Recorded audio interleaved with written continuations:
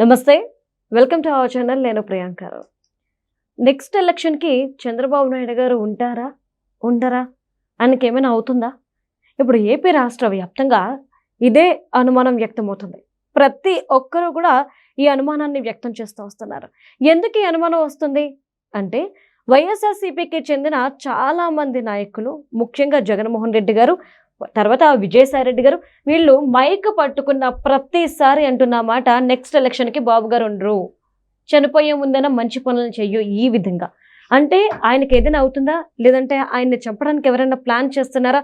ఇలాంటి అనేకమైన అనుమానాలు వ్యక్తమవుతున్నాయి. దీని మీద క్లారిటీ తీసుకునే ప్రయత్నం చేద్దాం. మనతో పాటు సీనియర్ జర్నలిస్ట్ సిఎస్ రావు గారు ఉన్నారు, ఆయనతో మాట్లాడదాం. నమస్కారం సార్. నమస్తే. అంటే బాబు గారు నెక్స్ట్ ఎలక్షన్కి ఉంటారా ఉండరా? ఈ డౌట్ని క్రియేట్ చేస్తున్నారు. ఎవరు క్రియేట్ చేస్తున్నారు?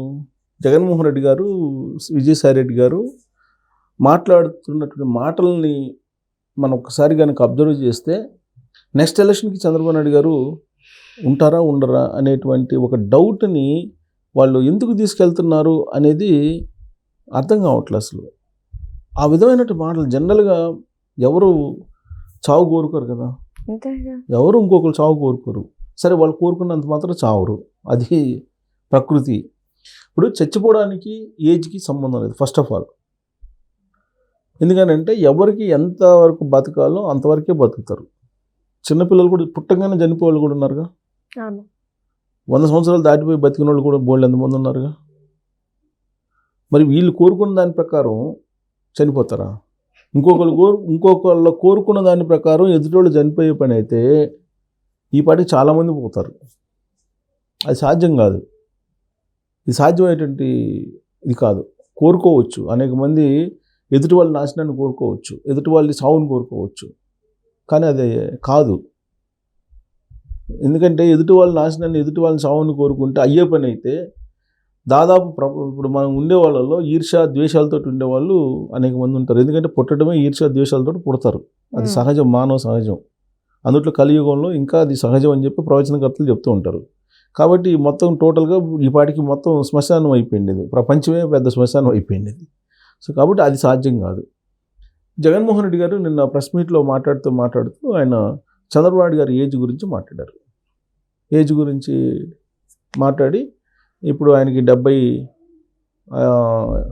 సంవత్సరాలు 6 సంవత్సరాలు అని చెప్పి వచ్చే ఎలక్షన్ నాటికి 80 వచ్చేస్తాడు, కాబట్టి వచ్చే ఎలక్షన్ నాటికి ఉంటాడు ఉండడు అని చెప్పి ఉంటారు ఉండరు కూడా కదా, ఉండరు అని కన్ఫర్మ్ చేసేస్తున్నారు వాళ్ళే అని చెప్పేసి కన్ఫర్మ్ చేశారు.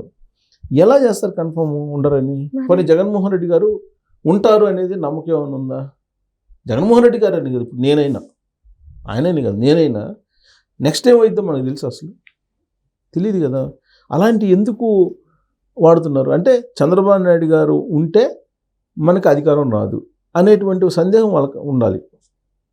చంద్రబాబు నాయుడు గారు ఉన్నంత వరకు మనకు అధికారం రాదు, కాబట్టి చంద్రబాబు నాయుడు గారు చచ్చిపోవాలి. బహుశా ఆ కోణం నుంచి ఆలోచించి ఆ విధమైనటువంటి వ్యాఖ్యలు చేస్తున్నారు. వాళ్ళు కోరుకుంటున్నారేమో ఆయన. ఇప్పుడు లేదంటే ఇప్పుడు ఏదైనా సరే ఫైట్ చేయాలంటే డైరెక్ట్ ఫైట్ చేయాలి. ఇప్పుడు సింహం సింగిల్ అంటున్నారు కదా. ఇప్పుడు జగన్మోహన్ రెడ్డి గారి అభిమానులు కానీ, జగన్మోహన్ రెడ్డి గారికి సంబంధించిన పార్టీ వాళ్ళు కానీ సింహం సింగిల్ అని చెప్పి అంటున్నారు కదా. దానికి సంబంధించిన పాట కూడా రాయించుకున్నారు కదా 2024 ఎన్నికల్లో. అదే పాట కదా మొత్తం. సింహం సింగిల్ అని అంటే డైరెక్ట్ రావాలి.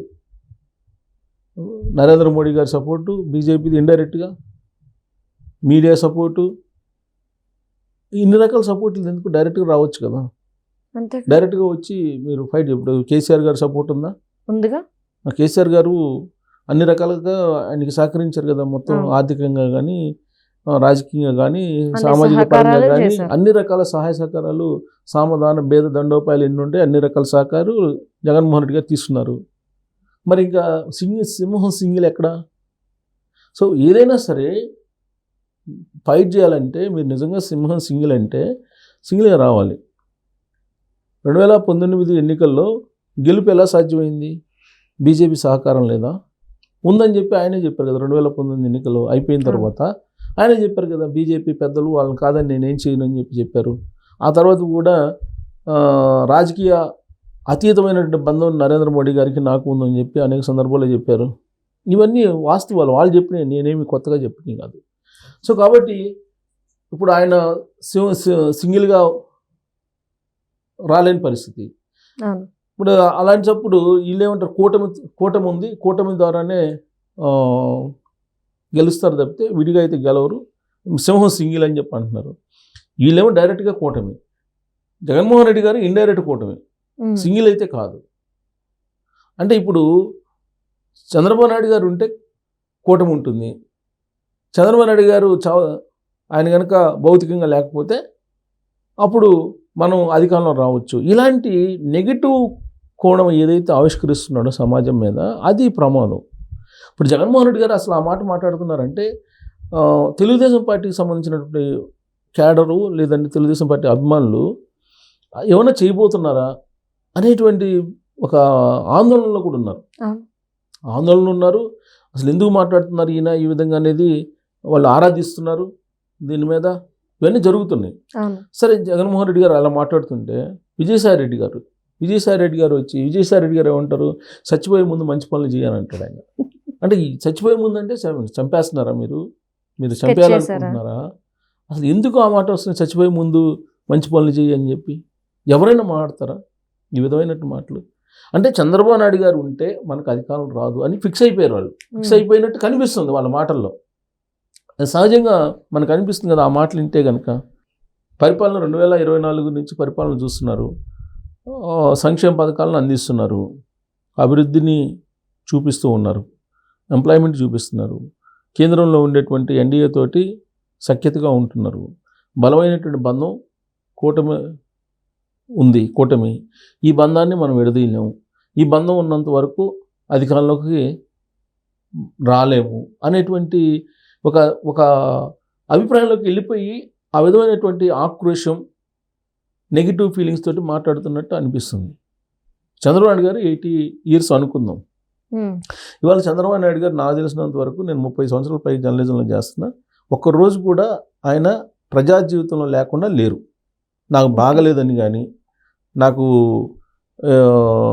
బాగలేక నేను ఎవరిని కలవలేను ఈరోజు అని చెప్పి అని కానీ ఏ రోజు అని నాకు తెలిసినంత వరకు లేదు. ప్రతిపక్షంలో ఉన్నా, అధికార పక్షంలో ఉన్నా. మరి జగన్మోహన్ రెడ్డి గారు ఆయన కొన్ని రోజులు రెస్ట్ తీసుకుని అక్కడికి వెళ్తున్నారు కదా, అక్కడికి బెంగళూరు వెళ్ళిపోతున్నారు కదా, ప్రతిపక్షంలో ఉన్నారు కదా, విపక్ష పార్టీ, ప్రతిపక్షం లేకపోయినా, హోదా లేకపోయినా విపక్ష పార్టీ. మరి నిరంతరం ప్రజలకి అందుబాటులో ఉండాలిగా, ప్రజల మధ్యలో ఉండాలిగా. మరి ఆయన వారానికి 2 రోజులు వచ్చేసి మిగతా రోజులు బెంగళూరులో ఉంటున్నారు కదా. చంద్రబాబు నాయుడు గారి లాగా యాక్టివ్గా ఉన్నారు ఆయన పని. ఇప్పుడు ఆయన తిరుపతి మెట్లు ఎక్కేస్తారు, 2 hours 3 hours లోపల ఎక్కేస్తారు చంద్రబాబు నాయుడు గారు.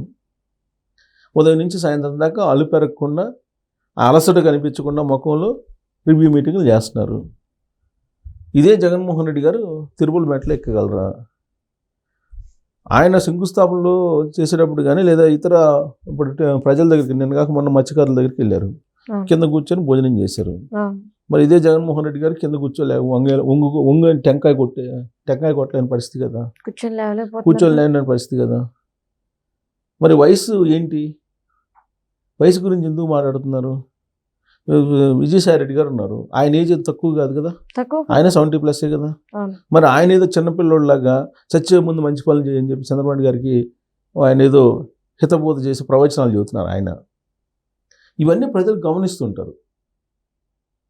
ప్రజలు గమనించడంతో పాటు వీళ్ళకి ఒక అభద్రతా భావం ఏర్పడినట్టు ఈ మాటలు ఉన్నాయి.